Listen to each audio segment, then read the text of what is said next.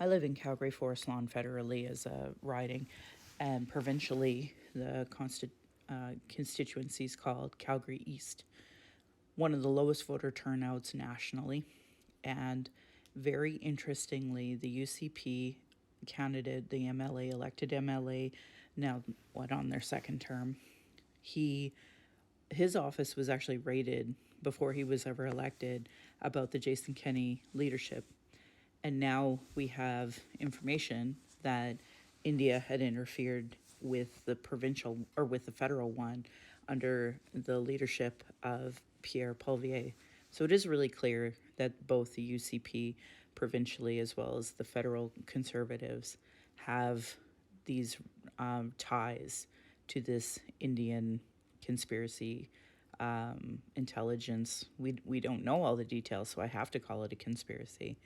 And yet, you're just not seeing Canadians talk about it because we are one of the most marginalized groups, equity-seeking groups, equity-deserving groups. But because we are in this position, I think a foreign government has really played us. And I think the conservative governments, both provincially and federally, are just happy to go along with it as long as they win.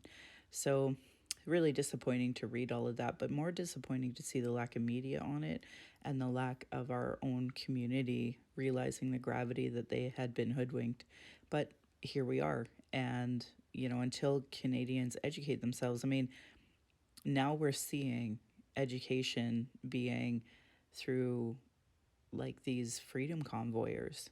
And that's another example of a foreign country coming in and taking an uneducated populace here in Alberta and brainwashing them into thinking things that are completely untrue. It's disappointing. It is what it is. This is where I live.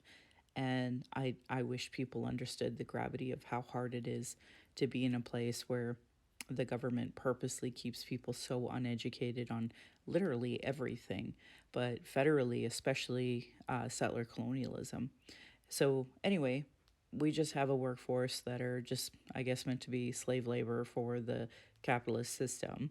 Happy to do it, I suppose, but I get so infuriated that nobody seems to see this. And for a lot of people who think natives are just stupid, which we're not, we point these things out, and it's not until a non-Indigenous person says it that it'll suddenly become like bigger news. So it's a small population of Canada that's even really involved in politics anyway. And then to say of that small minority they're educated, poli sci doesn't even touch on the Indian Act. Law doesn't even touch on the Indian Act. So, when we say we're educated, and it's like there's not even a real education for those who were lucky enough and privileged enough to afford it. So it's just a mind boggle for me to wake up and read all of this and not see more people talking about it.